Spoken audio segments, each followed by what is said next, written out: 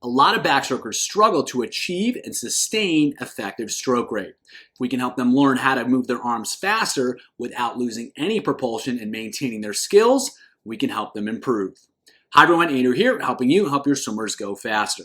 The faster swimmers can move their arms without sacrificing their skills, the faster they're going to go. Anyone can move their arms fast, but not everyone can move their arms fast with skill. We have to find strategies that help swimmers learn how to push their stroke rate up without giving up any of the propulsion that they're creating. In this video, I'll show you one of my favorite ways to make that happen. When it comes to creating speed, it's ultimately simple. It's stroke rate times stroke length. So if swimmers want to go faster, they need to move further with each stroke, they need to move their arms faster, or they need to do both. Now, most swimmers lack stroke length. Achieving a world-class stroke rate is not that difficult. Achieving world-class stroke length is very difficult. And so for most swimmers, in most cases, most of the time, the focus needs to be on helping them get longer while maintaining their stroke rate rather than just increasing their stroke rate. Usually, that is going to be the path to success. However, there are some exceptions. There are some swimmers that are really good at holding water. They just aren't very good at all at creating any sort of rate. And so for those swimmers, we have to find ways to help them learn how to pick their stroke rate up without sacrificing their skills that they already have developed.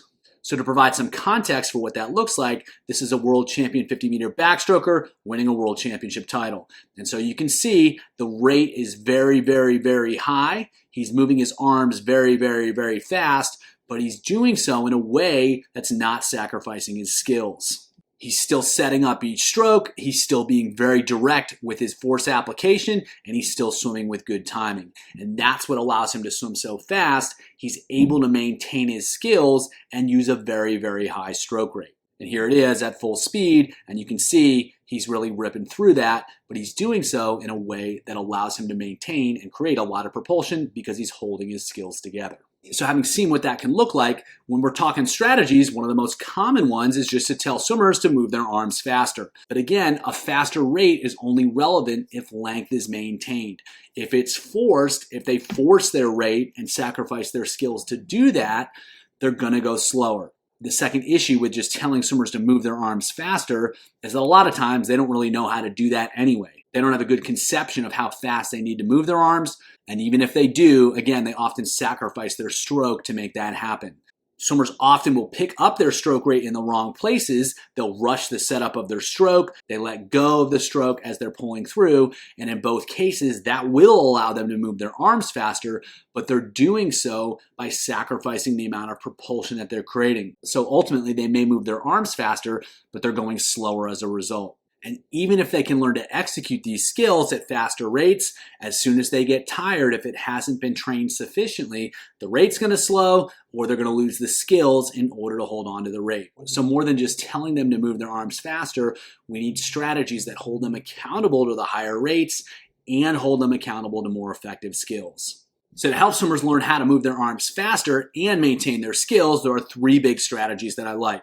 First is take away the legs. The legs really slow some swimmers' rates down because they're over kicking. So if you take the legs away, let them feel what it's like to rate up without the legs slowing them down, they can start to get a sense and a feel for what it's like to let the upper body rhythm, the upper body rate, drive the overall stroke rate.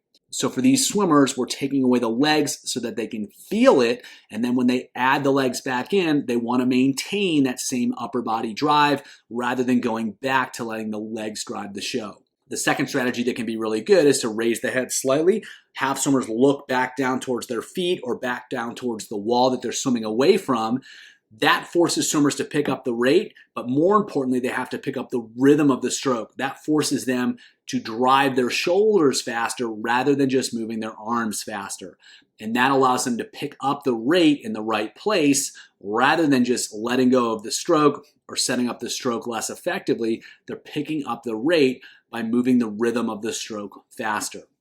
Finally, you can add a tempo trainer to those strategies or to regular backstroke swimming, and you're going to slowly increase the rate. keep the distances short so they can practice without fatigue, and then ask for speed. So at any given stroke rate, they're trying to swim as fast as possible. It's not just about hitting the stroke rate, because again, they can just spin through and hit the stroke rate. It's hit this stroke rate and achieve as much speed as you can. And the goal is to get more and more speed out of the same stroke rate and then slowly increase those stroke rates over time. It may take months, it may take years to finally get to where you want to go. But if you do so with patience and you ask them to constantly be creating speed at those stroke rates, and you're combining it with taking away the legs and raising the head, eventually they can figure out how to make that happen. It's a long-term process because they have to really learn how to execute their skills faster rather than just moving their arms faster, which is a much longer process. And for a quick visual, this is head-up backstroke. Obviously, he's swimming a lot slower than he would be for these purposes. He's not really rating up, but you can see he's really got to drive the shoulders, the rhythm of the stroke, in order to pick the rate up. If he just starts spinning, if he just starts trying to move his arms fast, it's not going to work at all. He has to drive the rhythm of the stroke. He has to drive the shoulders, and that's going to force him to learn how to pick up the rhythm of the stroke. And once he can feel that, he can feel when he's spinning versus swimming well. And so it's a great way to help swimmers learn how to move their arms faster, but how to do so by swimming with the rhythm of the stroke. If the shoulders aren't rotating, he's not going to be able to get into effective positions. And so he has to rotate the shoulders effectively, and he has to swim with good timing. And then you just ask him to do it faster and faster, and the drill itself forces him to use good timing. So as the rates go up, he's forced to swim effectively. Now, as you're asking swimmers to use higher and higher stroke rates, you have to help them learn how to hold water when they're using those faster stroke rates. So you can add resistance, which is going to help them develop more skill. They're going to get a lot more feedback in terms of how well they're applying pressure and force to the water, how much propulsion they're getting to create. And if they try to spin through it, they're not going to go anywhere. It also can help them develop the strength necessary to move water at higher stroke rates as well. You can change the hand postures, like using closed fists, using pinch paddles, using upside down paddles. That's all going to help them learn how to use their arms more effectively. Again, force them to create more propulsion even when they're using really high rates. You can vary the different hand positions, or you can even use different hand positions at the same time, like one hand closed, one hand open. That can be really good for helping them learn how to hold water at faster rates as well. You can use fins so that they can go faster than normal. Again, ask them to create more and more speed at faster and faster rates when they're using fins, and they'll figure out how to create propulsion at really high speeds. And of course, you can combine all these strategies. You can use the resistance, the hand postures, you can use the head-up backstroke, you can take away the legs, all with different stroke rate challenges to help them figure out how to move their arms faster, but still swim really, really well. So here's a skill and speed set to help swimmers learn over time how to achieve faster and faster rates while still swimming with great skill. So they're going to go 425. So the buoy, we're going to take away their legs. It's going to be at 200 stroke rate, but they are as fast as possible. So even though the rate's not maximal, they're still trying to go as fast as they can. The odds are head up, really working the shoulder drive. The evens are head down, making it happen. Then they're going to go a 25 head up backstroke, build to fast, and then they're going to go a 25 backstroke fast, trying to execute those skills, create as much rate and create as much speed as they can. The next set is done the same way, except now they're at 150 stroke rate. And so just take the 200 stroke rate and then the 100 stroke rate, just go about halfway in between that, and they'll do the exact same thing. But now they're going to build to faster on that head up backstroke, and they're going to try to go even faster on the 25 backstroke. Last round, it's going to be 100 stroke rate. They should be able to go faster on those 425s. They're going to build the fastest on that single head up backstroke, and they're going to go 25 backstroke fast, see if they can go even faster. And then as they improve, you can use some version of this set, and you're just increasing the stroke rates over time. However, you need to be paying attention to the fact that the speed is actually getting faster as well. If the stroke rate's getting faster, but the speeds aren't getting faster, that means they're swimming with poor and poorer skills. That is the opposite of what we want.